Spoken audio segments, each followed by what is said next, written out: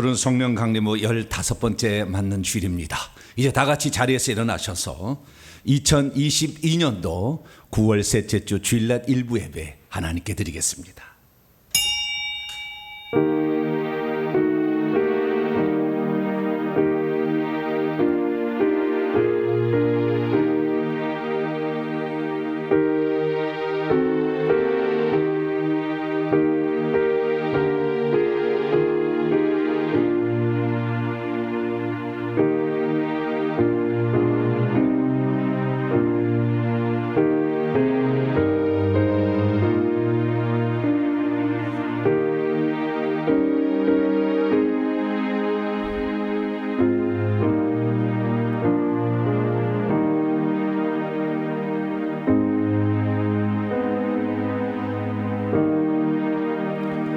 믿음은 바라는 것들의 실상이요 보이지 않는 것들의 증거니 선진들이 이로써 증거를 얻었느니라.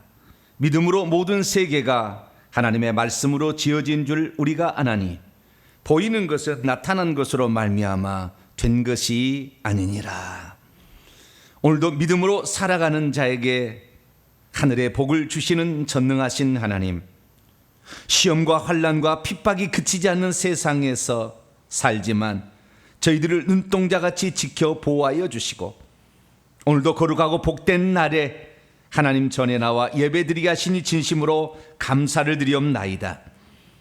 저희의 믿음과 지혜가 부족하오나 성령으로 이 시간 함께 하심으로 하나님의 말씀을 깨닫게 하시고 주님이 우리에게 진정 무엇을 원하신가를 알 수 있는 하나님의 말씀에 민감하는 자가 되기를 소망합니다.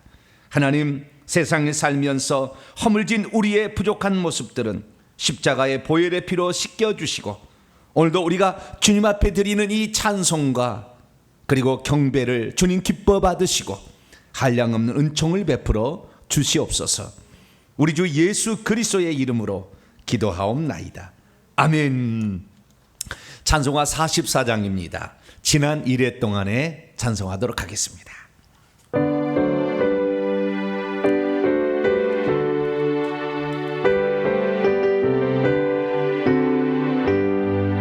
지난 1회 동안에 예수 인도했으니 주의 전에 모여서 감사 찬송함 가장 복된 이 날을 하늘 안식교로다. 가장 복된 이 날을 하늘 안식교로다. 주의 공로 힘입어 은혜 주신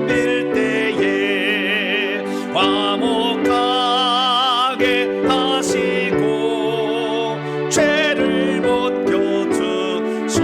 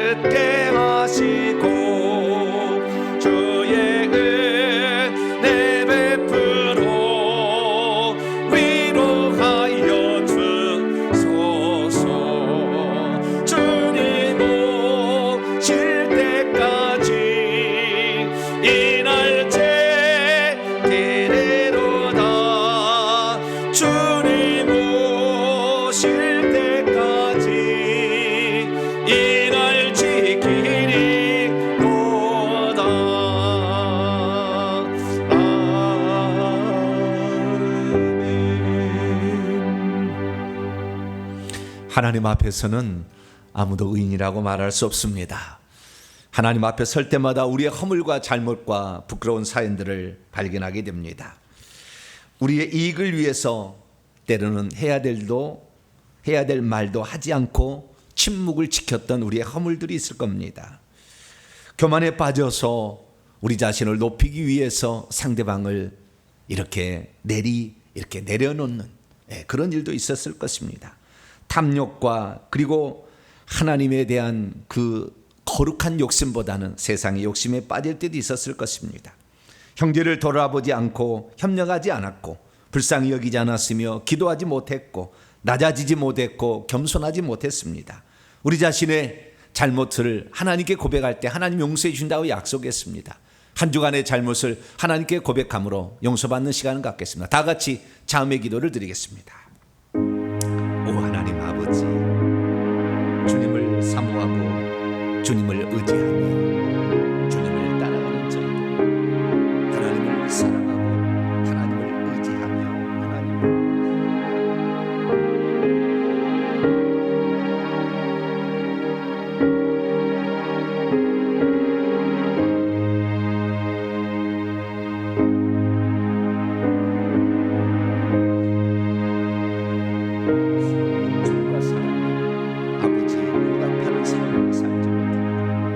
허물과 아버지 욕심으로 우리의 삶이 점철되었지만 그것을 깨닫지 못한 채 아버지 살아왔던 저희들, 하나님의 말씀 따라 순종하지 못했으며 세상이 주는 기쁨 때문에 어려운 형제를 돌보고 하나님 나라를 위해 살라는 주의 말씀에 온전히 순종하지도 못했음을 겸손히 아버지 고백합니다. 아버지 하나님, 우리의 입술을 지키지 못해 하나님 혈기 분노의 말을 할 때도 있었고 형제에게 아버지 해보지 않은 그런 말도 아버지 나올 때도 있었습니다. 가지 말아야 할 곳에 갔던 적이 있고 아버지 반드시 말해야 될 공간에서 우리 자신을 숨겨버린 아버지 그러한 잘못도 있습니다. 저희들을 사랑하시고 저희들을 인도하신 우리 주님 앞에 부끄러운 모습으로 살았던 한 주간의 삶을 아버지 겸손히 고백하오니 하나님 용서하시고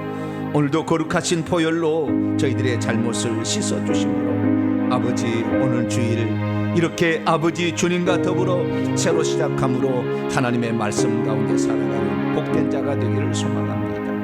하나님, 기도하지 못했고 형제와 가족의 구원을 위해서 더 아버지 낮아지지 못했음을 겸손히 아버지 고백합니다. 아버지 시간도 우리의 허물과 잘못을 용서하여 주셔서 우리가 주님으로 말미암아 다시 새로움을 입고 아버지 앞에 나가 새로운 출발할 수 있도록 이 시간 긍휼과 자비를 베풀어 주시옵소서. 오직 주님의 은총으로 다시 새롭게 하여 주시옵소서. 주님만을 의지합니다. 하나님 도와주시고 용서하여 주시옵소서. 예수님의 이름으로.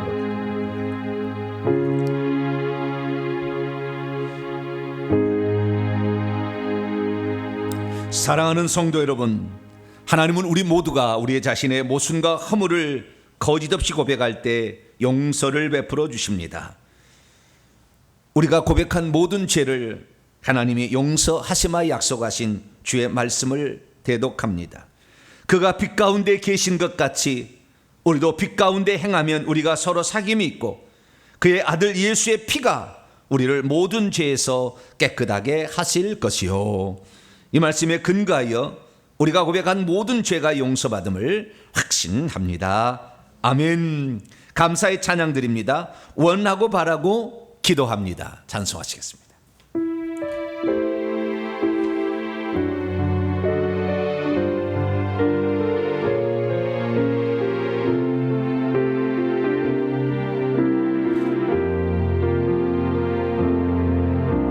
이 세상을 살아가는 동안에 나의 힘을 의지할 수 없으니 기도하고 낙심하지 말 것은 주께서 참 소망이 되심이라. 하나님의 꿈이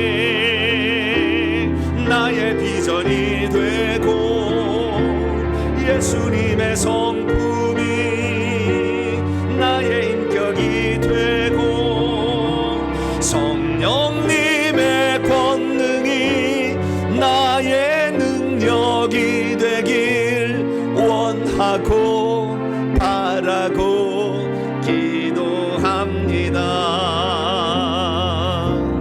주의 길을 걸어가는 동안에 세상에 곧 의지할 수 없으니 감사하고 낙심하지 말 것은 주께서 참 기쁨이 되심이라. 하나님의 꿈이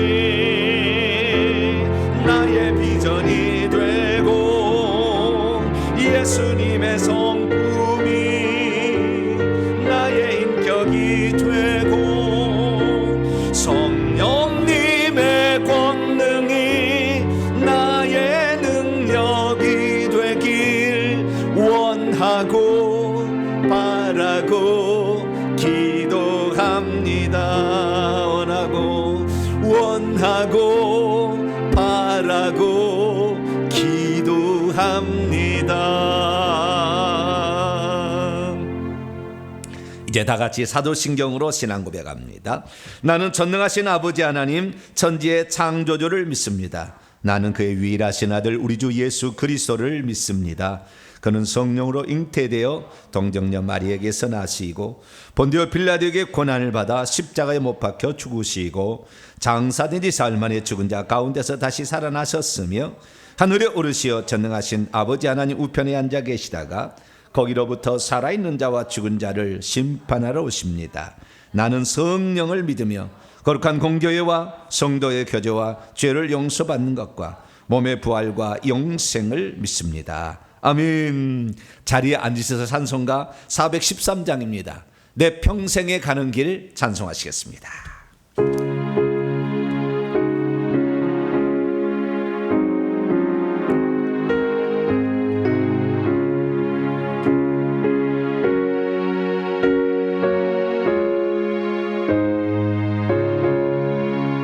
내 평생에 가는 길 순탄하여 늘 찬찬한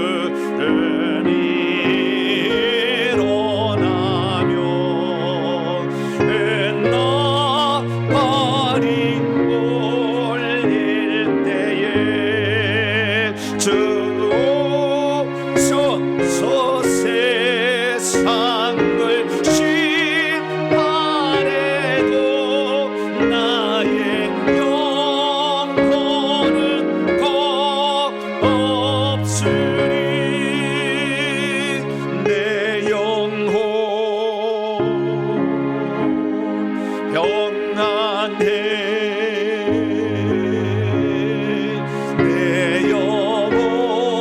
내 영혼 평안해. 오늘 우리에게 주시는 하나님 말씀 봅니다. 베드로전서 1장 1절부터 5절까지 말씀입니다. 신약 377페이지에 있습니다. 베드로전서 1장 1절에서 5절까지의 말씀을 봅니다. 다 찾으셨으면 베드로전서 1장 1절에서 5절까지 말씀을 한 절씩 교독하시도록 합니다. 예수 그리스도의 사도 베드로는 본도 갈라디아 갑바도기아 아시아 비두니아에 흩어진 나그네 곧 하나님 아버지의 미리 아심을 따라 성령이 거룩하게 하심으로 순종함과 예수 그리스도의 핏부림을 얻기 위하여 택하심을 받은 자들에게 편지하노니 은혜와 평강이 너희에게 더욱 많을지어다. 우리 주 예수 그리스도의 아버지 하나님을 찬송하리로다. 그의 많으신 긍휼대로 예수 그리스도를 죽은 자 가운데서 부활하게 하심으로 말미암아 우리를 거듭나게 하사 산 소망이 있게 하시며 썩지 않고 더럽지 않고 쇠하지 아니한 유업을 있게 하시나니 곧 너희를 위하여 하늘에 간직하신 것이라. 같이요. 너희는 말세 나타내기로 예비하신 구원을 얻기 위하여 믿음으로 말미암아 하나님의 능력으로 보호하심을 받았느니라. 아멘. 기도하겠습니다. 자비로우신 아버지 하나님, 이렇게 좋은 날 주님과 함께 말씀을 나누며 주님을 예배케 하시니 감사합니다. 우리의 마음과 정성을 다해 주 앞에 올려드리는 찬송 하나, 곡조 하나에도 주님을 향한 우리의 사랑과 믿음을 주님 받아주시고 이 시간도 우리의 영혼에 필요한 양식을 공급하사 우리로 하여금 하나님의 능력 안에서 새로운 출발을 감당하는 주일이 되게 도와주옵소서. 성령 하나님께서 우리를 깨우쳐 주심으로 우리가 궁극적으로 바라봐야 될 하나님의 뜻이 무엇인지를 알게 하시며 끊임없이 도전해오는 세상의 유혹 속에서도 우리의 중심을 지키고 주님을 바라보게 도와주옵소서. 오늘도 살아계신 우리 주님 앞에 왔사오니 하나님이여 준비한 말씀을 통하여 저희들을 생명 강가로 인도해 주옵소서. 우리 주 예수 그리스도의 이름으로 기도하옵나이다. 아멘. 오늘 시간에는 성도들을 향한 바울의 기도와 베드로의 진정한 소망이란 제목으로 함께 말씀의 은혜를 나누기를 원합니다. 오늘도 거룩한 주일을 맞아 주님 앞에 예배한 우리 성도들과 또 온라인으로 함께 예배드리는 모든 성도들을 축복하고 사랑합니다. 한 주간을 어떻게 보내셨나요? 가을이 성큼 다가왔습니다. 많은 과일들이 열매를 맺느라 분주합니다. 그래서 앞으로 한 달 정도 지나면 완전한 추수가 이루어지게 될 텐데 추수 때까지 농부들의 일손이 좀 바빠지는 그런 시기가 되었습니다. 가을이 되면 항상 생각하죠. 우리들도 어떤 열매를 맺어야 할 것인가? 올해 과연 우리는 어떤 신앙의 열매를 맺어가고 있는 것인가? 주님이 바라시는 그 신앙의 열매는 무엇인가 생각하는 것이죠. 아무쪼록 올 여름 지나서 이제 가을, 이제 겨울이 다가오는데 부족한 점이 있다면 지금부터라도 다시 생각하여서 하나님이 기뻐하는 열매를 주렁주렁 맺혀가는 복된 성도가 되길 바랍니다. 저는 지난주에 바울이 말년의 에베소에 보낸 편지를 통해서 교회를 향한 바울의 그 장엄한 스케일의 기도에 대하여 말씀을 나눴습니다. 그런데 오늘 우리가 읽었던 말씀을 통하여서 우리는 예수께서 육신을 입고 계셨을 때에 제자로 불렀던 베드로, 그가 말한 성도의 산 소망에 대해서 오늘 말씀을 읽었습니다. 우리에게 있어서 바울과 베드로 이 두 사도가 있다는 것은 복이 아닐 수 없습니다. 왜냐하면 기독교 2000년의 역사 가운데 베드로와 바울의 영성을 가진 자가 아직 나타나지 않았기 때문이죠. 제가 사진 한 장을 준비해 왔는데요. 누가 베드로고 누가 바울인지 한번 맞춰보시기 바랍니다. 네, 비슷한 사람이죠. 예, 사진의 왼쪽에 있는 사람은 아무래도 턱수염이 좀 많이 난 것 같아요. 오른쪽 사람보다 비슷하네. 예, 근데 좌우지간 원래 다른 사진을 보면 더 많이 나왔어요. 오른쪽에 있는 사람은 이 이마가 약간 그 이마에 털이 좀 없죠, 그죠? 어떤 사진을 보면 아예 털이 없는 그런 사진도 있어요. 사진이 아니라 그림이겠죠. 그러면은 누가 바울이고 누가 베드로일까요? 예, 둘이 얼굴이 비슷하게 생겨서 잘 모르겠지만 이들이 가지고 있는 손에 들고 있는 것을 통해서 우리는 확인할 수가 있는데, 오른쪽에 있는 사람은 열쇠 2개를 들고 있죠. 천국 열쇠들을 내게 주리니, 하나님이 그렇게 예수님이 말씀하셨잖아요. 베드로에게. 그래서 이 베드로는 열쇠를 들고 있고, 이 바울은 이 성경에 능통한, 구약 성경, 율법 이런 말씀에 능통한 자였죠. 그래서 그 성경 말씀을 들고 있는 모습으로, 그래서 둘이 한 손씩 해가지고 중간에 교회를 세우고 있죠.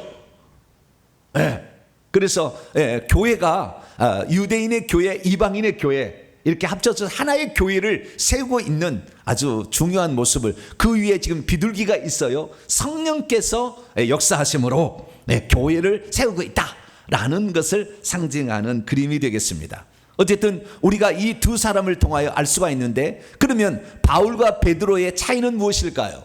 바울과 베드로는 부르심의 시기에 있어서 약간 차이가 있었어요. 뿐만 아니라 그들이 복음을 전할 대상에 있어서 약간 차이가 있었어요. 그래서 갈라디아서 2장 7절 8절 말씀을 보면, 도리어 그들은 이 바울이 무할례자에게, 이건 바울서신입니다.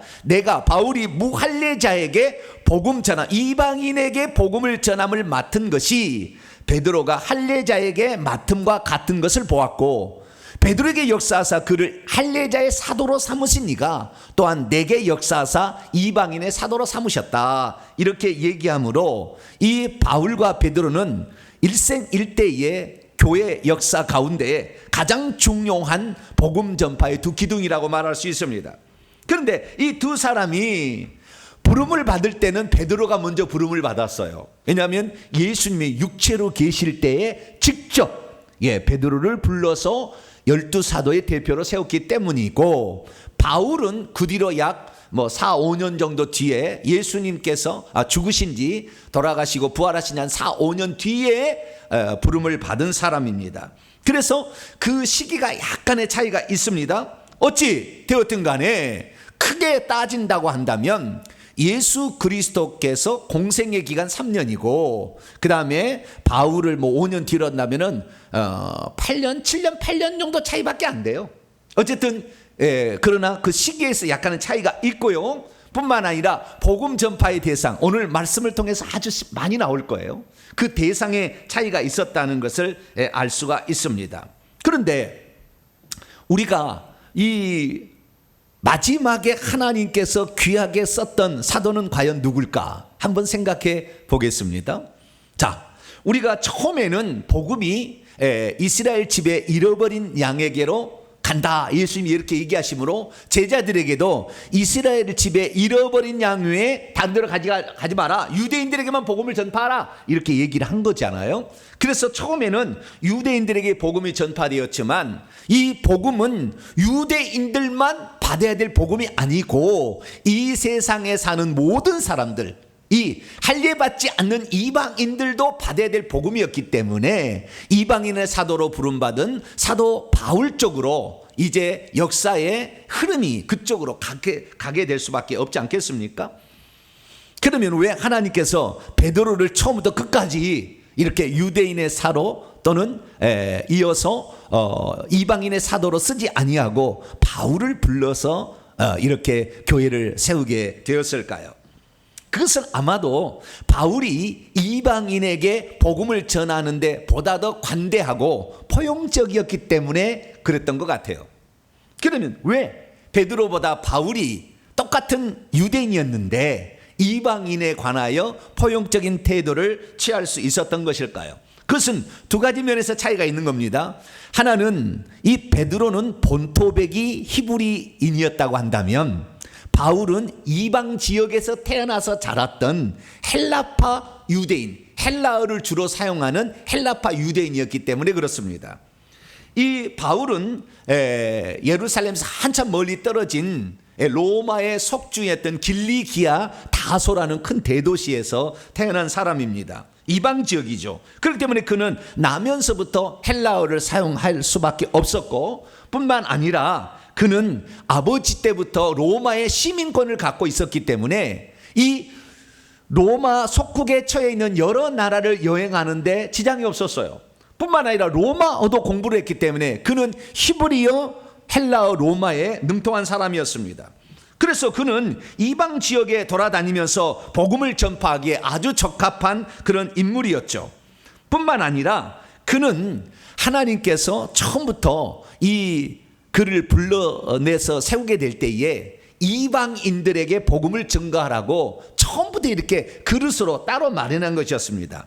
그래서 이 아나니아라는 사람을 통해서 그의 사명을 일러주는데, 주께서 아나니아에게 이르시되 가라, 이 사람 사울은 내 이름을 이방인과 임금들과 이스라엘 자손들에게 전하기 위하여 택한 나의 그릇이라, 이렇게 얘기하므로 하나님께서 처음부터 바울은 이방인 선교를 위하여 이방인과 왕들과 그 다음에 이스라엘 자손 중에서도 헬라파 유대인들, 이런 자들에게 복음을 전하기 위하여 택한 그릇이라, 이렇게 주님이 말씀을 했다는 것이죠.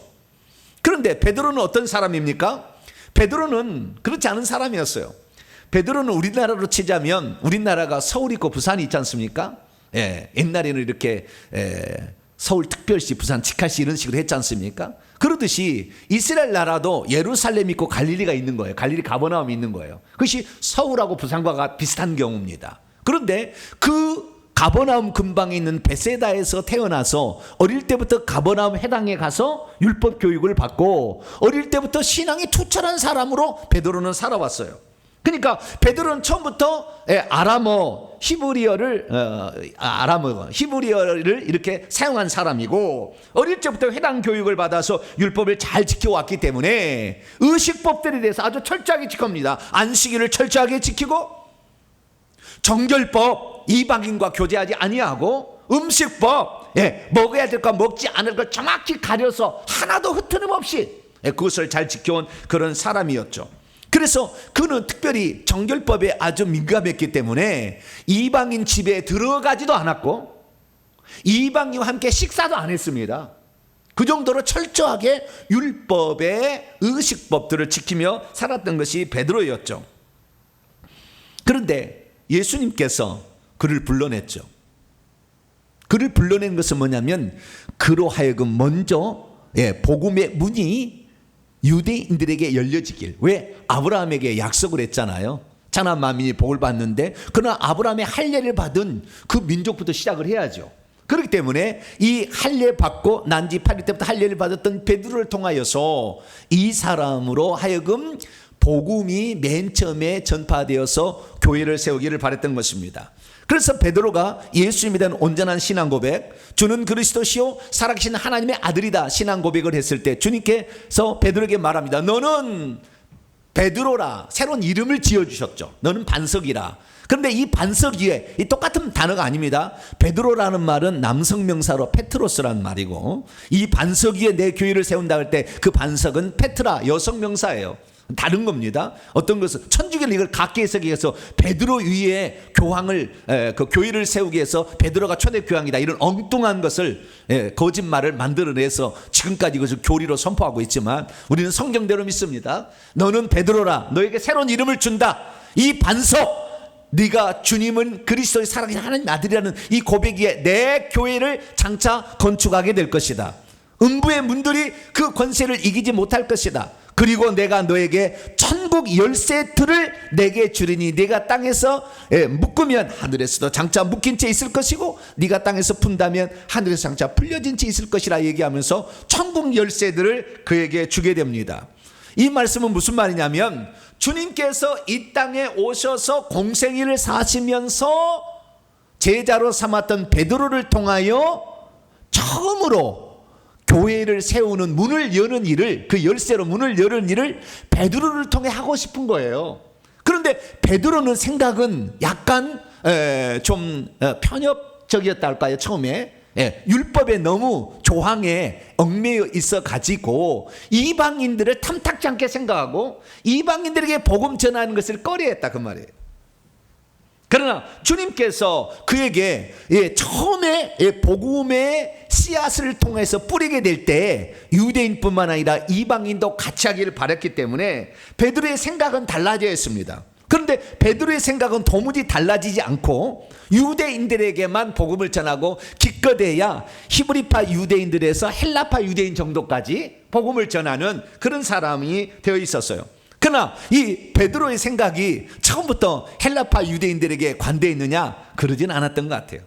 그래서 점차적으로 그가 이방인들에게 다가가서 이방인들에게 교회, 이방인들의 첫 번째 믿는 자를 문을 열려주는 일을 해야 했기에 하나님께서는 베드로의 생각을 바꿔주기로 했습니다.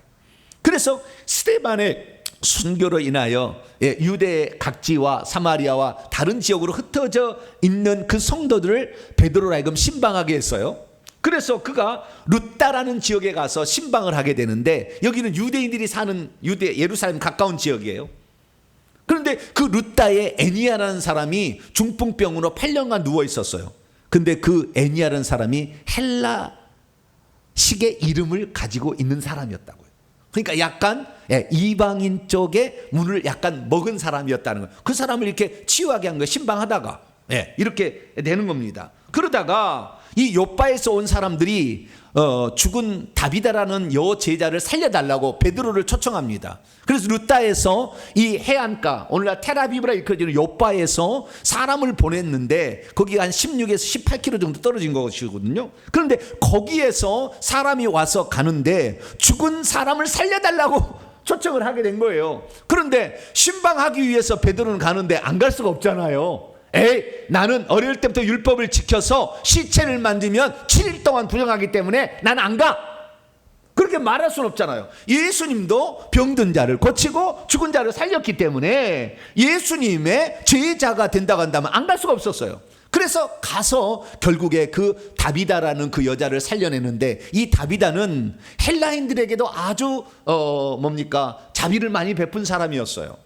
그래서 구제를 많이 해가지고 과부들의 옷을 지어서 입히었는데 유대인이나 헬라인이나 관계없이 이렇게 선행을 베풀어서 유명한 사람이었기 때문에 헬라인은 그를 도르가라고 불렀어요. 가젤 영향입니다. 가젤 그렇게 예쁜 사람이라 이렇게 말을 할 정도로. 그래서 이 죽은 시체를 옛날에 안 갔을 텐데 죽은 시체를 만지러 가는 일을 이 베드로가 점차 하게 되고, 그리고 그 요바에 갔을 때 자기 집에 초청해서 묵으시라고 초청한 사람, 주님이 그러셨잖아요. 네가 전도하러 갔을 때 어느 집에 머무르거든 그 사람에게 집에 머물러라.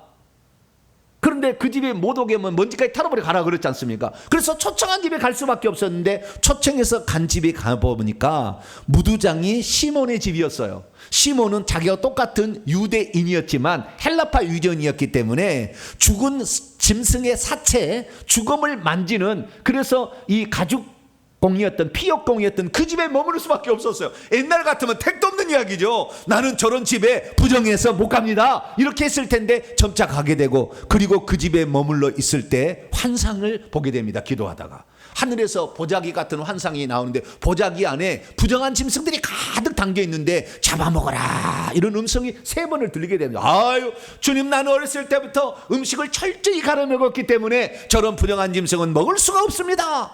그런데 내가 깨끗하게 한 것을 왜 더럽다고 하느냐, 그 한마디에 베드로가 깨닫게 돼요. 아, 이거 하나님의 뜻이 있구나.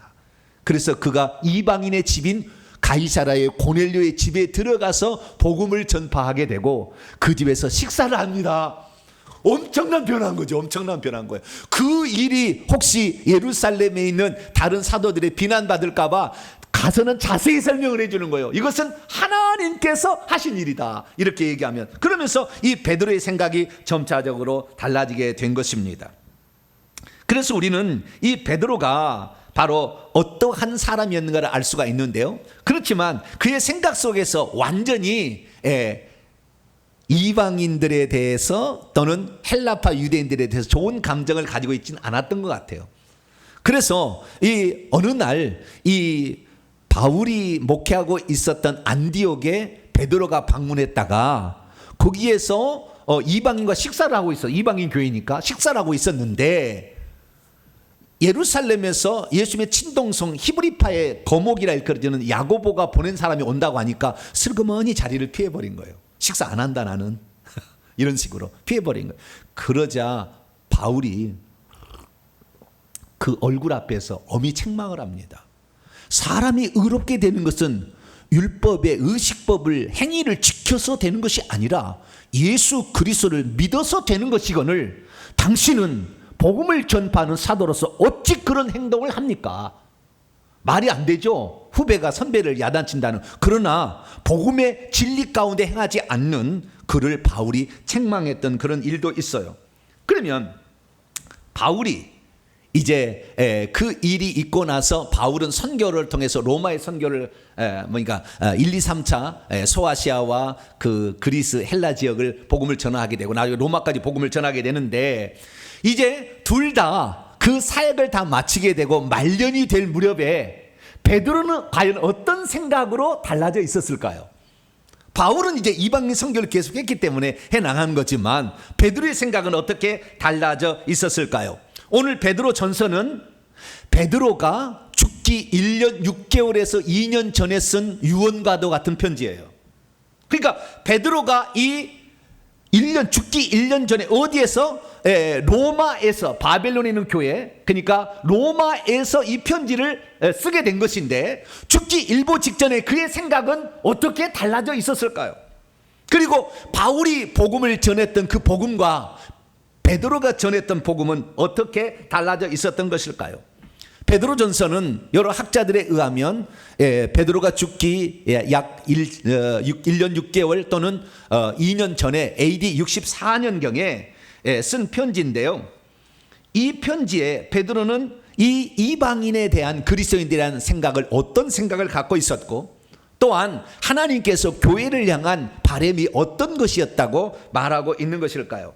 우리는 베드로 전서를 통하여 바울이 에베소 교회, 에베소도 이방인의 교회입니다. 에베소 교회에 보냈던 편지 속에 나오는 기도의 내용과 베드로가 지금 이 그 편지를 보낼 때 그 대상에게 던졌던 그 소망이 무엇인지를 비교해 볼 수가 있는 거예요. 그래서 그 마지막 말년에 있어서 베드로의 생각이 어떤 생각인지 우리가 알 수가 있는데요. 이 생각을 통하여서 하나님께서는 이방인에 대해서 어떤 생각을 갖고 있으며 뿐만 아니라 바울이 에베소에 보냈던 편지 이방인 그리스도인들이 신앙생활하는 그 목적이 무엇인지를 분명히 얘기했는데 그것이 바울과 베드로가 어떻게 갖고 다른지를 오늘 말씀을 통해 한번 살펴보므로 우리가 추구해야 될 신앙의 목표가 무엇인지를 바르게 한번 정리할 수 있는 복된 시간이 되기를 바랍니다. 자, 그럼 오늘 본문 말씀은 어떤 말씀입니까? 예수 그리스도를 믿음으로 거듭난 성도들은 어떤 믿음의 시련이 불어닥친다 할지라도 살아있는 소망 곧 하늘에 간직된 썩지 않고 더럽지 않고 쇠하지 않는 유업을 이어받는다는 기쁨으로 기뻐할 수 있어야 한다라고 했다는 말씀입니다. 왜 이 땅에서 고난을 받는 성도들에게 베드로는 기뻐하라라고 권면하고 있는 것일까요? 대체 하늘에 간직된 산 소망이 무엇이길래 베드로는 이 소망을 가지고 기뻐하라 이렇게 말했던 것일까요? 주님이 오시는 날 어떤 것들이 성도들에게 주어지길래 베드로는 고난받는 그 수신자들에게 기뻐하라 라는 말을 했던 것일까요? 오늘 말씀은 주의하시다시피 AD 64년경 베드로가 죽기 얼마 전에 로마에서 흩어진 나그네들 성도들에게 보낸 편지입니다. 우리는 이 편지를 통하여 그의 복음 전파관을 살펴볼 수가 있는데요.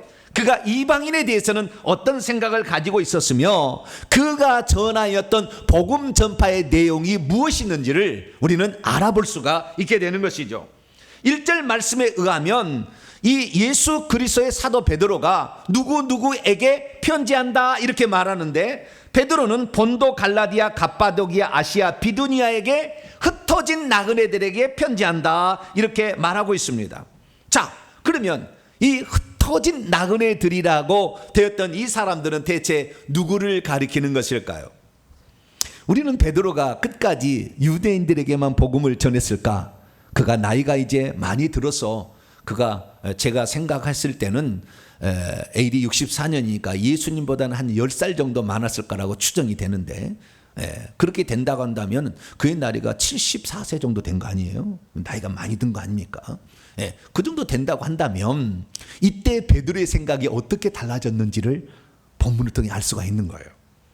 그러면 이 흩어진 나그네라고 얘기하는 이 사람들은 대체 유대인이었다가 그리스도인이 된 사람일까요? 이방인이었다가 그리스도인이 된 사람이었을까요? 우리는 이 편지 속에 여러 정황들을 발견할 수가 있는데요. 베드로전서 1장 18절 말씀을 보면 이 수신자가 이방인 그리스도인인지 유대인 그리스도인인지 확인할 수가 있는데, 너희가 알거니와 너희 조상이 물려준 헛된 행실에서 대속함을 받은 것은 은과 금같이 없어질 것으로 된 것이 아니라 어린 양의 보배로 피로 된 거라고 하는데, 너희 조상이 물려준 헛된 행실, 이거 보면 상당히 그 조상들이 하나님 아닌 것을 추구했다는 것을 말하고 있는 거니까 이방인이다라는 암시를 받을 수가 있습니다. 뿐만 아니라 베드로전서 2장 10절 말씀 보면 너희가 전에는 백성이 아니더니, 하나님의 백성이 아니더니 이제는 하나님의 백성이 되었다, 이렇게 얘기하는 거 보면 확실히 여기는 이방인일 가능성이 매우 높아 보는, 물론 유대인들 거기에 포함되어 있겠지만 지금 수신자로 지금 얘기하는 사람들이 이방인일 것이라는 것을 암시를 할 수가 있어요. 뿐만 아니라 베드로전서 4장 3절을 말씀 보면 너희가 이 수신자인 너희가 음란과 정욕과 술취함과 방탕과 향락과 무법한 우상 숭배를 하여 이방인의 뜻을 따라 행한 것은 지나간 때로 조카도다. 옛날부터 어때요? 이 우상 숭배를 하고 그때 이방 신전에 우상 제물을 바치고 그 음식을 먹고 술 취하고 음란한 짓을 해왔다, 이거. 그러니까 여기 이 수신자들은 전부 어떤 사람들이에요? 이방일 가능성이 매우 높다는 거예요. 그냥 흩어졌다는 말이 아주 중요한 것인데, 지금 바울이 로마에서 편지를 쓰는데 로마에 있다가 흩어진 거예요. 어디로? 1절 보니까 본도, 갈라디아, 갑바도니아, 아시아, 비두니아, 이런 그 소아시아의 북쪽에 해당되는 이 지역으로 흩어진 그 사람들인 거. 그러니까 로마에 원래 있던 사람들이었는데 핍박과 환난을 피해서 흩어져 있는 그 사람들을 위해서 쓰고 있다라는 걸 보면은 그의 마지막 유언과 같은 편지는 유대인들을 향해 쓴 것이 아니라 어떻게 해요? 이방인을 향하여 쓰고 있다. 그래서 이제는 이방인도 똑같이 믿음의 형제로 받아들이고 있어서 그의 생각이 달라지고 있다는 것을 우리는 알 수가 있습니다. 그래서 우리는 이 베드로 전서가 어떤 이 편지냐? 베드로 전서는 로마에 있다가 예수를 믿은, 뭐 유대인일 수도 있겠지만 소수는 이방인들이, 로마인들이 핍박을 피해서, 예수 믿는 것 때문에 핍박을 피해서 자기의 고향이든 어딘지 이렇게 도망을 쳐서 멀리 이제 흩어지게 되었던 사람들에게, 그들이 그곳에 흩어져 있지만 그곳에 살면서도 많은 고난을 받고 있는 그들에게 위로와 격려의 편지를 보냈다라는 사실을 알 수가 있는 것이죠. 그래서 베드로전서를 오늘 집에 가서 읽어보세요. 읽어보면 고난이란 말이 엄청 많이 나와요. 고난을 엄청 많이 받고 있는 거예요. 그래서 이 고난이란 말이 베드로전서를 제외하고는 베드로전후서가 절반 정도 단어가 있어요. 고난이란 단어가. 그 정도로 많이 이 고난을 많이 겪고 있는 그들에게 격려하는 편지를 보내고 있다는 것을 알 수가 있어요. 그러면 그들에게 어떤 권면의 말씀을 던졌을까요? 그 말씀을 오늘 1장 3절부터 5절까지 말씀이 나와 있는데요, 제가 헬라어로 직역을 한번 해보도록 하겠습니다. 우리 주 예수 그리스도의 아버지자 하나님은 찬송을 받으실 분이로다. 그분은 그분의 많으신 긍휼을 따라 죽은 자로부터 그리스도의 부활을 통하여 우리를 거듭나게 하신 후에, 여기 우리라고 얘기했을 때 이 베드로를 포함한 그 수신자, 그 값이 우리지 않았습니까? 그래서 이방인이든 유대인이든 상관없이 모든 사람들이 그리스도 예수의 부활을 믿고 그분의 죽음과 부활을 믿고 이제 하나님 자녀가 되면 동일한 형제라는 생각으로 이미 바뀌어져 있었다. 이것을 확인할 수가 있겠죠. 부활을 통하여 우리를 거듭나게 하신 후에 살아있는 소망 안으로 우리를 불렀다는 거예요. 그게 뭐냐? 4절 말씀 보니까 불멸하고 썩 없어지지 않고 더럽혀지지 않고 쇠약해지지 않는 시들어 버리지 않는 상속을 우리에게 주셨다라는 겁니다. 그래서 당신들 안으로, 그 지금 수신자들 안으로 하늘들 안에 보존되어 있는 그 상속이 있다는 겁니다. 그래서 너희는 말세 마지막 때 안에서 드러나도록 준비되어 있는 구원 안으로 믿음을 통해 하나님의 능력 안에서 지금 보존되고 있다라고 말하고 있는 것입니다. 믿음이 있어도 거듭난 이후에 어떻게 살아야 하는지를 잘 모르면 살아있는 소망에 관심을 가지라는 베드로의 권면을 잘 무시하게 됩니다. 믿음이 있어도 거듭난 이후에 어떻게 성도들이 살아야 하는지를 잘 모르면 성도들이 가져야 할 산 소망이 성도들이 하늘에서 받을 그 유업이라는 말을 주목하지 않을 수 있습니다. 믿음이 있어도 거듭난 후에 어떻게 살아야 하는지를 잘 모르면 썩어버리고 더럽혀지고 쇠약해지는 이 땅의 유업에 관심을 갖고 살게 될 것입니다. 믿음이 있어도 거듭난 후에 어떻게 살아야 하는지를 잘 모르면 불멸하고 더럽히지 않고 쇠약해지지 않는 하늘의 기업에 대해서 관심을 기울이지 않을 것입니다. 믿음이 있어도 거듭난 이후에 어떻게 살아야 하는지를 잘 모르면 말세에 하나님께서 드러내 보이는 참된 구원의 그 목표를 정확히 모른 채 살아가게 될 것입니다. 그러므로 저와 우리 성도들은 믿음으로 하나님께서 우리에게 진정 주시고자 하는 그 놀라운 기업, 하늘에 간직된 산 소망을 우리의 신앙의 목표로 설정하고 그것을 얻기 위해서 힘차게 달려가는 복된 성도가 되길 축원합니다. 그러면 당시 이 편지를 받고 있는 로마인이었다가 흩어져서 지금 여러 지역에 흩어져 있는 그 성도들은 어떠한 상태에 있었던 것일까요? 우리는 그 성도들을 알 수가 있는데요, 그 성도들은 이 로마 사람들이라고 추정이 되기 때문에, 또는 그 로마에 와서 살다가 갔던 사람들이라 추정이 되기 때문에 이들은 로마 신화, 그래서 그 다실론을 섬기는 뿐만 아니라 황제 숭배를 해야 되는, 그래서 흉상을 만들어 놓고 거기다가 절을 하고 숭배하는 이런 일을 감당했던 자였으나 복음을 듣고 우상 숭배가 잘못됐다는 걸 알고 그걸 거절한 거 아니겠습니까? 황제 숭배 안 하는 거 아니에요? 그러니까 그 로마의 본토에서는 하기 어려우니까 좀 더 먼 곳으로 간 거 아니겠어요? 그래서 이제 그것을 가서 더 이상의 우상 숭배 하지 아니하고 무법한 우상 숭배, 음란, 방탕, 향락을 즐기는 삶을 거부하고 오직 주의 말씀대로 살기를 결정하여 떠난 사람들이었습니다. 그런데 그가 떠난 장소도 로마의 속국이었기 때문에 그곳에도 마찬가지로 그 일들을 하고 있었을 거 아니에요, 다른 사람들은? 그러니까 그 일을 거기서 안 한다니까 거기에서 어쩌면 왕따를 당하는 거예요. 그래서 그들로부터 너희들은 별나다라는 말부터 시작해서 너희들은 우리하고 함께할 수 없다라고까지 얘기를 함으로 비방과 모독의 표적이 되기 시작했죠. 그래서 인격적으로 모독적인 말을 듣기도 하고 때로는 일터에서 너는 우리하고 달라 하면서 해고를 당하기 일쑤였고 심지어는 폭행과 죽임을 당하기도 하고 있었던 것을 알 수가 있습니다.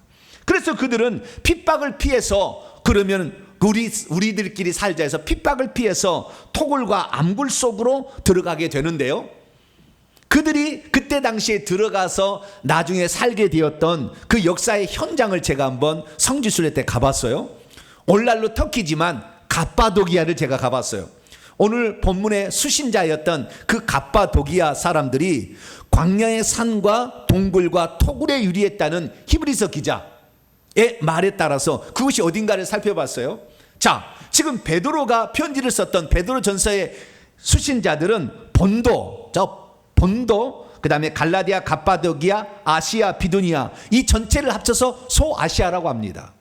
소아시아 중에서 본도는 맨 북쪽에 있고 그 다음에 그 옆에 비두니아, 왼쪽에 아시아, 중간에 갈라디아, 오른쪽에 갑바도기아인데요. 제가 갑바도기아를 가봤어요. 성지순례로. 갑바도기아를 갔더니 이런 곳이 있는 거예요. 무슨 옛날에 그 초록색 나오는 버섯 나오는 그 만화 있죠. 애들. 스머프 집같이 생긴 이건 돌이에요, 돌. 그런 것들이 있는 거예요. 그래서 저게 뭔가 해서 가까이 가봤거든요. 그랬더니 거기에 굴이 빠졌어요. 그래서 우리가 그 굴로 들어갔습니다. 굴로 들어갔더니 굴 안에는 이렇게 그 벽화를 그려놓은 거예요. 그래서 무슨 화라고 그러는데 좌우지간 여기에다가 이렇게 벽화들을 그려놓은 거예요. 나중에 이제 그 터키인들이 이것을 싫어해서 막 긁어버려가지고 이렇게 했지만 좀 남아있는 것이 있을 거 아닙니까? 그래서 이런 걸 보니까요, 이런 것들이 예수님을 그려놓고 사도들을 그려놓고 이렇게 하는 그림들이 거기에 있는 거였어요.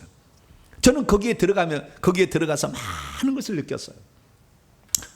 예수 그리스도를 믿는다는 것은 하나님 말씀대로 사는 것인데 그건 죄짓지 않는 것이고, 세상의 향락과 방탕과 술 취함을 버리는 것이고, 우상 숭배를 버려서 주의 뜻대로 사는 것인데 그렇게 살기가 같이 어려웠었구나. 그래서 그들이 왕따를 당하고 때로는 잡아가다 감옥에 가두니까 살기 위하여서 그들이 선택한 것은 사람들이 살지 않는 그 바위를 구멍을 뚫어가지고 거기다가 집을 만들어서 그렇게 외롭고 쓸쓸하게 이렇게 살아갔었구나. 그들은 미래가 아무것도 보이지 않는 그런 상황에서 그들은 살아갔을 텐데, 우리나라 같은 경우는 종교의 자유가 있기 때문에 어떤 종교를 가져도 핍박을 당하지는 않잖아요. 근데 거기에서는 기독교 신앙을 가지게 되면 나중에 그들을 원형 경기장에 데려다가 죽이고 짐승의 가죽을 씌워가지고 사자가 밥이 되게 하는 그런 일들을 했다 그 말이죠. 야, 참 이들은 힘든 삶을 살았었구나, 그런 생각을 하게 됩니다. 그래서 이 베드로가 그들을 향하여서 그러면 너희들은 어떤 존재인가? 너희들은 불쌍한 존재냐? 그렇지 않고 너희들은 이런 존재라고 세 가지를 얘기하는데, 첫째, 너희들은 2절 말씀 보니까 아버지 하나님의 미리 아심을 따라 성령의 거룩함 안에서 예수 그리스도의 순종함과 핏부림을 통하여 선택받은 자들이다. 자부심을 가지라. 그렇게 1절과 2절에 얘기를 하고 있고요.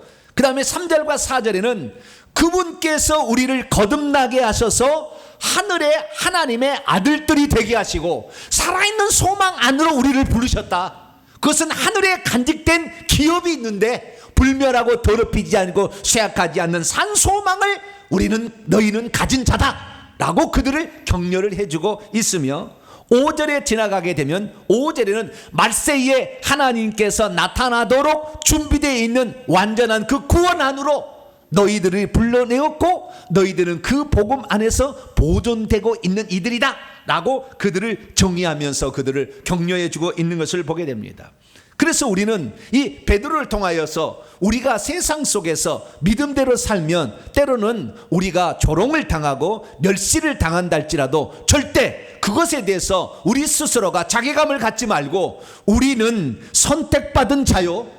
그래서 나중에 베드로서 2장에 넘어가면은 너희는 선택받은 족속이라, 택함받은 족속이라 라는 얘기를 하는 거예요. 그래서 선택받은 자들이고 뿐만 아니라 우리는 하늘의 산 소망을 가지고 있고 하나님의 완전한 구원을 받을 사람들은 자부심을 갖고 살아가게 되기를 축원합니다. 그러면 베드로가 우리가 가져야 될 살아있는 소망, 산 소망은 대체 무엇일까요? 우리는 지난 시간에 바울의 기도를 통하여서 바울이 우리 신앙인들이 궁극적으로 추구해야 될 신앙의 목표가 뭔지를 들어봤어요. 그것은 우리의 마음의 눈이 밝아짐으로 말미암아 그 부르심의 소망이 무엇이며 그분의 성도 안에서 그분의 기업의 영광의 풍성함이 무엇이고 그분이 우리에게 주시는 그 능력이 지극히 크다는 것이 얼마나 하는 것인지를 알도록 하기 위함이다라는 얘기를 통하여서 우리 성도들이 받아야 될 게 뭐냐면 하늘에서 우리를 부르실 때 어떤 자로 불렀다는, 하나님의 아들로 부르시고 하나님의 상속자로 부르셨다는 것을 들었고, 뿐만 아니라 그 부르심의 그 목적은 하늘의 유업을 우리에게 물려주고자 함인데 그 유업이 풍성하다는 거였어요. 뿐만 아니라 우리들이 세상 속에서 악한 영들과 싸워 승리할 수 있는 능력이 지극히 크심을 그는 말해주고 있는데, 그러면 이 바울이 에베소 교회에게 말했던 성도들의 궁극적인 목표와 베드로가 흩어진 나그네들에게 말했던 산소망은 어떤 차이가 있고 또는 어떤 공통점이 있는 것일까요? 오늘 말씀을 들어보게 되면 그것이 똑같다, 동일하다라는 것을 발견하게 됩니다. 그래서 우리는 이 바울의 기도나 베드로의 소망이 동일한 것이었다는 것을 확인할 수가 있습니다. 자, 보세요. 베드로 1장 3절을 보게 되면 이 우리를 거듭나게 하신 후, 거듭나게 되면 하나님 자녀가 되는 거 아닙니까? 그 다음에 살아있는 소망, 그분은 기업을 얻는 거예요. 상속자가 되는 거예요. 똑같이 얘기하고 있어요. 먼저 하나님의 자녀가 되는 것이고 거듭나서, 두 번째 살아있는 소망 안으로 우리를 불러냈다는 겁니다. 그 살아있는 소망, 바로 그것이 뭐냐? 없어지지 아니하고 썩어지지 아니하고 더럽혀지지 아니하고 쇠약하지 않는 하늘의 상속분이 있다는 겁니다. 우리가 하늘의 상속자로 부름을 받아서 그 기업에 풍성함이 있다는 거예요.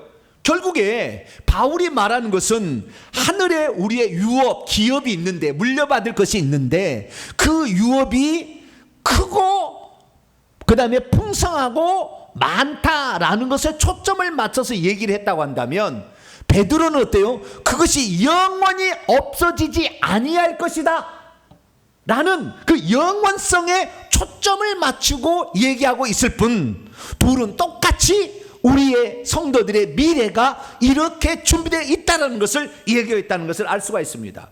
첫 번째, 그래서 우리가 알 수 있는 것은 뭐냐? 첫 번째, 이 베드로의 기업을 말하는 그 특징은 첫째, 불멸하다는 것입니다. 우리가 천국에 가서 받을 그 기업은, 유업은 없어지지 않는다라는 거예요. 시간이 지난다 할지라도 소멸되거나 없어지지 않는다는 것입니다. 두 번째는 그것은 더럽혀지지 않는다는 거예요. 이 땅에서 우리가 갖고 있는 것은 더럽혀질 수가 있어요. 그리고 세 번째는 시간이 지나도 쇠약해지거나 시들어버리지 않는다는 거예요. 이 예를 들어보겠습니다. 여러분, 여기서는 이 땅의 것과 하늘의 것을 베드로가 지금 비교하고 있는 거예요. 자, 이 땅에 꽃이 있다고 합시다. 꽃은 썩어 없어지지 않냐고 계속 피고 있습니까? 그렇지 않죠. 그 다음에 더럽혀지지 않습니까? 저는 이 봄날에 보면 벚꽃을 볼 때 감탄을 해요. 왜냐하면 잎사귀도 내지 않은 것이 꽃만 활짝 펴서 하얗게 그 나무를 그냥 막 수북하게 장식을 하잖아요. 감탄을 자아내지 않을 수 없어요. 그런데 시간이 지나고 비가 내리면 그 꽃잎이 떨어져서 사람의 밟혀서 더럽혀지잖아요. 그리고 시들어버리잖아요. 그래서 이 베드로는 이 땅의 것, 우리가 만약에 집을 산다고 합시다. 처음에 집을 지어서 살 때는 와, 깨끗한 집, 좋은 집, 멋진 집, 빛나는 집이라 하지만 시간이 지날수록 어때요? 시들어버리고 쇠퇴하고 낡아지고 후패하고 더럽혀지고 나중에는 무너지고, 그래서 지금 시골에 가게 되면 살지 않아서 그 집이 폐허가 된 집이 얼마나 많습니까? 세상 것은 다 그렇다는 거예요. 세상에서 우리가 받을 유업들은 그렇게 낡아지고 없어지고 쇠하여지고 시들어버리지만, 하늘에서 우리가 받을 것은 영원히 빛난다. 할렐루야. 썩어 없어지지 아니하고 영원의 빛을 비추는 하나님이 그를 보존하시기 때문에 그것은 영원히 빛날 거니까, 너희들이 비록 이 세상에서 이 집도 아닌 집에 가서 토굴 속에 산다 할지라도 그것을 너무 불쌍히 여기지 마라. 하늘에 준비된 너희들의 기업은 실로 엄청나니 죽은 다음에 그 사실을 바라보게 될 때 너희들을 부러워하게 될 것이다 라는 사실을 분명하게 얘기를 하고 있다는 것입니다.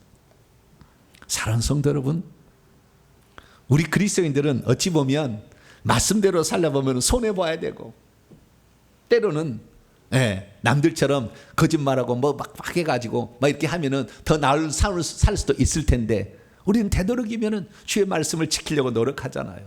정직하게, 성실하게, 법대로 이렇게 살아가려고 하잖아요. 그럼 사람들이 그러잖아요. 야, 꼭 그렇게 살아야 되니? 이렇게 얘기하잖아요. 그래서 꼭 우리를 불쌍히 여기는 그런 취급받을 때가 있다 그 말이죠. 근데 베드로는 그것은 잠깐 밤의 한 경점 같은, 그 베드로 전후서 다 그 얘기예요. 우리의 천년은 하루 같고 밤의 한 경점과 같을 뿐이다. 물거품 같은 이 세상에 너희들 너무나 귀하게 여기지 마라. 우리의 산 소망은 하늘에 영원히 우리에게 주어질 기업이 있다. 할렐루야. 그것을 기억하라 라고 말하고 있는 것을 보게 됩니다. 뿐만 아니라 그 하늘에서 받을 기업도 세 가지가 있다고 바울이 얘기했습니다. 천국집과 면류관과 보좌자리, 왕노를 하는 자리가 있다고 했지 않습니까? 그런데 베드로도 마찬가지예요. 베드로도 이 땅의 장막이 무너지면 하늘에 장막이 있다는 걸 알고 천국집이 있다는 걸 알게 되었고요. 그렇게 얘기를 했고요. 뿐만 아니라 베드로서 5장에 보게 되면 시들지 않은 영광의 면류관이 우리를 기다리고 있다. 예, 이 땅의 것은 꽃도 시들고 식물도 시들고 집도 허물어지지만 하늘에 허물어지지 않는 우리의 천국집과 그리고 영원히 빛날 면류관이 그 세상에 우리가 상패를 받고 그것도 시간이 지나면 상장도 발에서 버리죠. 나중에 사진 하나 찍어놓고 버리잖아요. 갖고 다니다가 10년 20년 갖고 다니다가 아이고 무겁기만 하고 힘들기만 해. 나 버리잖아요. 그런데 천국에는 그러지 않은 면류관이 있다라고 이렇게 얘기하지 않습니까? 뿐만 아니라 이 왕노를 할 수 있는 천국에 가면 우리가 왕 같은 제사장들이 되어서 거룩한 왕국에 동참할 것이라는, 너희들은 택하신 족속으로서 그런 자들이라는 것을 베드로가 이 베드로전서에 얘기하고 있지 않습니까? 그렇습니다.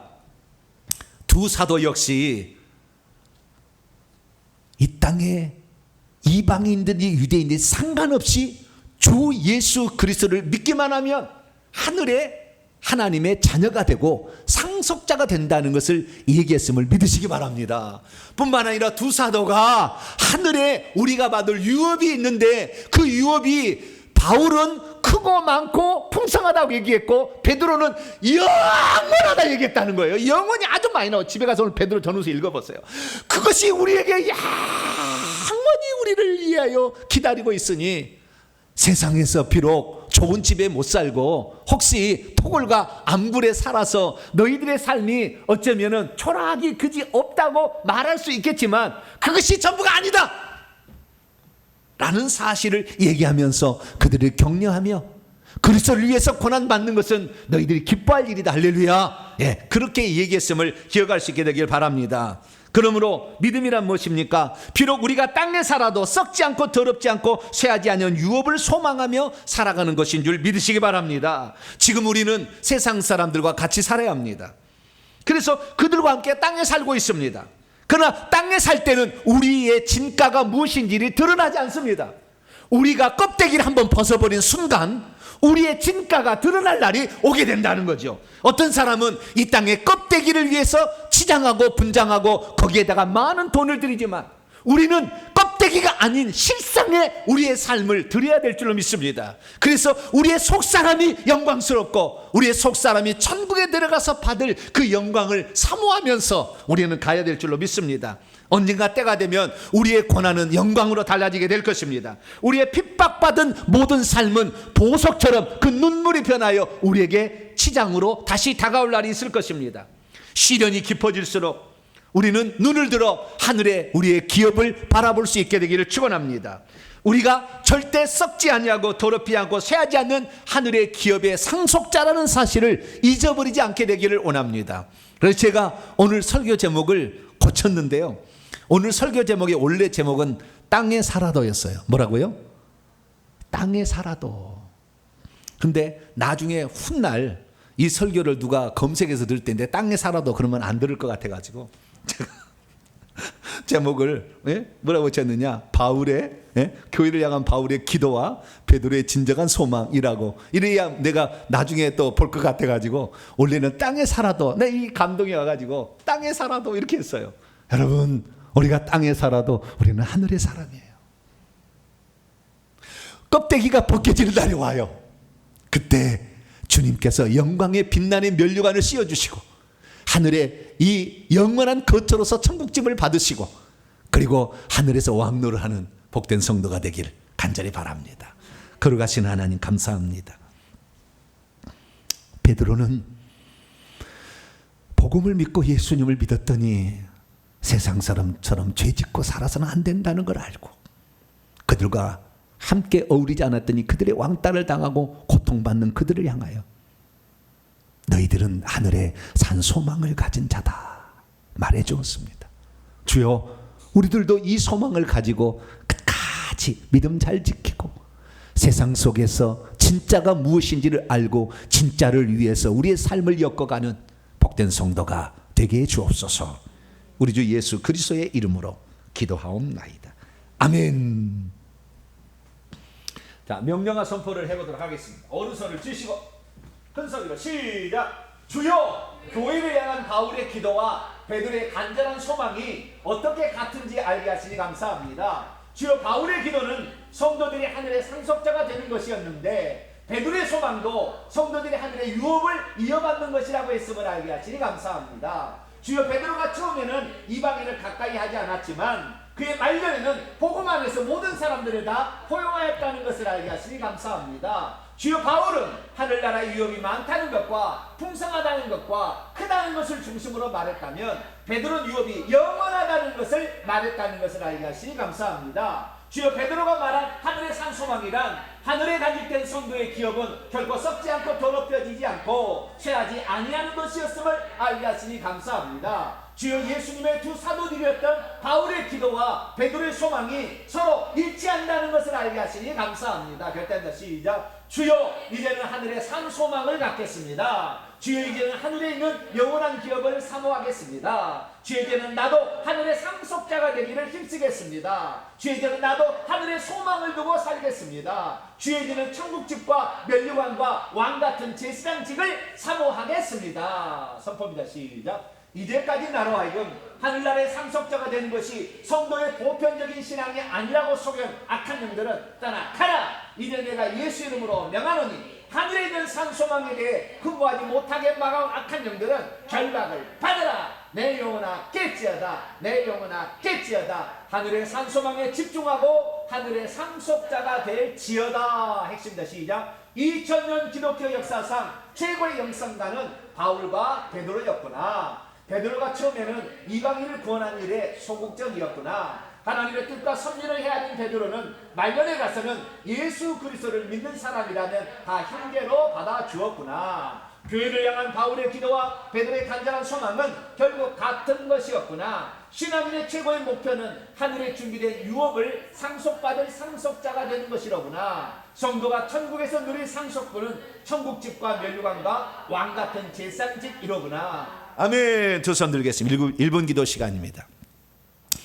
우리가 세상에 땅에 사니까 세상 사람은 그 가치를 잘 몰라요. 그래서 우리를 무시하고 우리가 그렇게 사는 어리석은 자라고 때로는 손가락질 받을 때도 있어요. 그러나 우리의 육체의 껍데기를 벗어버린 순간 그들은 땅을 치며 통곡할 것이고 우리는 빛나는 영광의 옷을 입고 천국 잔치에 들어가게 될 거예요. 사랑하는 성도 여러분, 세상을 사랑하기 녹록하지 않습니다.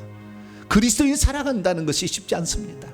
그러나 그렇게 살아가는 것이 우리가 장차 하늘에 간직될 기업을 준비하는 것입니다. 주여, 절망하지 아니하고 실망하지 아니하고 낙심치 아니하고 우리가 하늘에서 받을 진짜를 향하여 오늘도 부지런히 달려갈 수 있도록 하나님의 말씀을 이루고 뜻을 이루고 다른 사람에게도 천국을 소개할 수 있는 자로 살아갈 수 있도록 도와달라고 주 한번 부르고 기도합니다. 주여!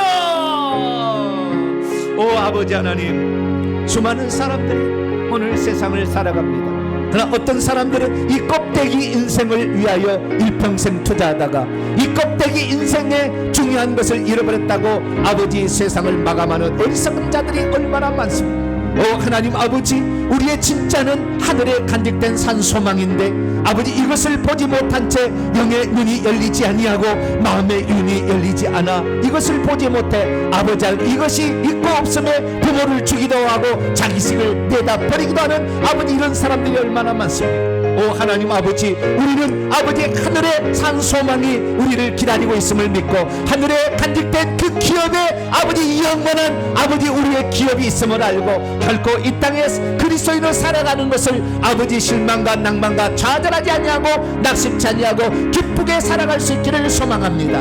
우리를 향한 하나님의 놀라운 일들이 아버지 우리에게 올다 할지라도 하늘의 소망을 두고 하늘에 받을 기업을 향하여 우리의 시간과 물질과 마음과 달란트를 드리게 도와주시어서 아버지 진정 썩어 없어지지 않을 영원한 것들을 위하여 준비할 수 있는 복된 성도들이 되게 하여 주시고, 베드로가 말한 것처럼 아버지 하나님이여 이 땅은 잠시 잠깐 밤의 한 경점 같은 것을 알고 아버지 정말 영원한 것을 위해서 우리가 이 땅을 살아갈 수 있도록 도와주시고 영원한 하나님의 나라에 들어가는 그 영광스러운 날을 준비해 갈 수 있는 복된 성도들이 되기를 원합니다.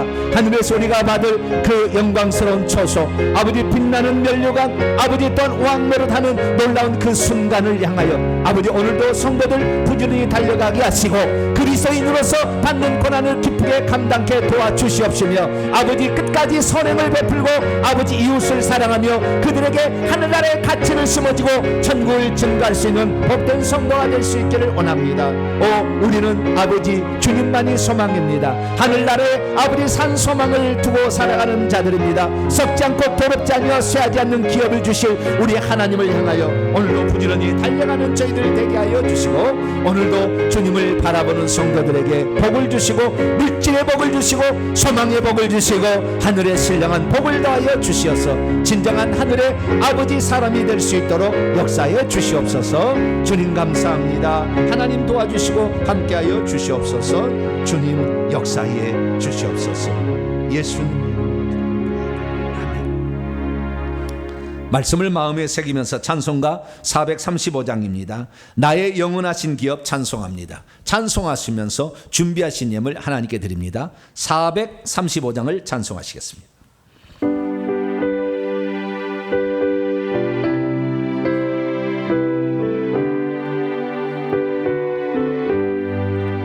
나의 영원하신 기업 생명보다 귀하다. 나의 갈 길 다가도록 나와 동행하소서. 주께로 가까이 주께로 가오니 나의 갈 길 다가도록 나와 동행하소서. 세상 복의 안일함과 모든 명예 버리고 험한 길을 가는 동안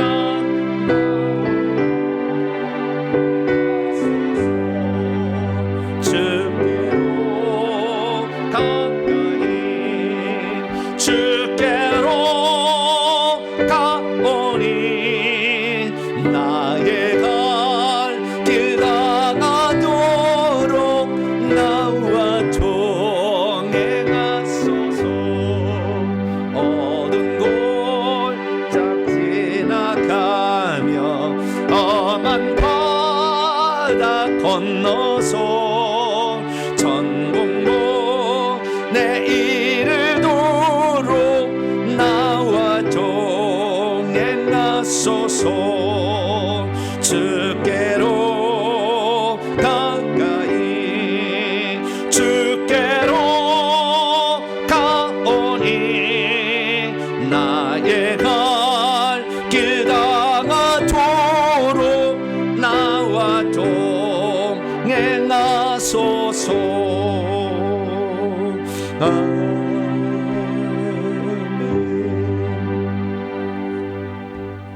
교회 소식을 전하도록 하겠습니다. 회계 정보 연구소 2023년 설립과 새 예배 초소를 위해서 기도해 주시기를 바랍니다. 우리의 시대가 얼마 남지 않았어요. 아마 우리 시대에 주님이 오실 것 같은데 그날을 잘 준비하는 모든 성도가 되시기를 바랍니다. 유튜브 온라인 방송에 많은 전진이 있었습니다. 지난 주간에 복구를 위한 계속해서 연락을 지금 40일 동안 취했었는데요. 연락이 와서 거의 복구될 뻔했어요. 근데 한 가지 부족한 점이 있어서 복구가 안 됐는데 곧 복구가 될 것 같습니다. 복구를 위해서 더 많이 기도해 주시기를 바랍니다. 주일오후 찬양 예배는 창세기 강의 3대의 신앙을 지켰을 때 받는 복이 무엇인지를 오늘 잘 들으시기를 바랍니다. 수요 기도에 요한복음 강해가 있습니다. 거듭남과 영생의 비밀에 관하여 나누게 될 텐데요. 복된 시간이 되길 바랍니다. 금요 기도에 금요일 8시 반에 있습니다. 참여하시길 바라고요. 이번 주에는 사업장 신방을 가도록 하겠습니다. 온라인 성도는 오지혜 집사님, 신대림 공인중개사에 방문하게 됩니다. 기도해 주시길 바라고요. 다음 주 기도 순서다 기도로 준비하시기 바랍니다. 인사를 나누도록 합니다. 주님의 은혜가 여러분에게, 주님의 은혜가 모두에게 함께를 바랍니다. 어떤 사람은 그 시간을 그렇게 드리느냐, 물질을 드리느냐 이렇게 하는데 모르는 소리죠. 껍데기를 위해서 치장한 사람은 어느 날 통곡할 날이 올 거예요. 우리의 삶이 비록 세상에 보기에는 화려하지 않아도 가장 멋진 삶을 살고 있다. 이 믿음의 행진 끝까지 잘 감당하길 바랍니다. 복원하겠습니다. 자리에 있으면 나겠습니다.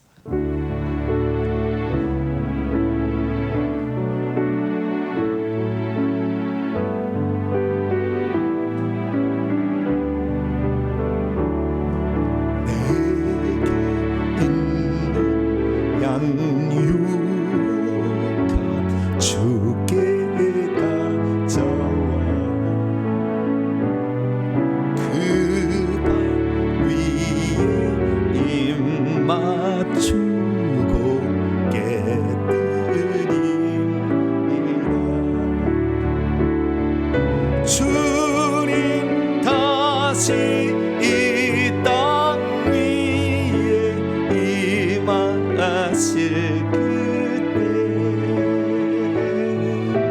주의 크신 사랑으로 날 받아주소서. 하나님, 우리가 예수 그리스도를 믿는 자로 세상을 살아가는 것이 그리 녹록하지는 않습니다. 우리 스스로 절제와 말씀을 순종함을 따라야 살아야 하고 세상 사람의 조롱과 멸시를 견뎌내야 합니다.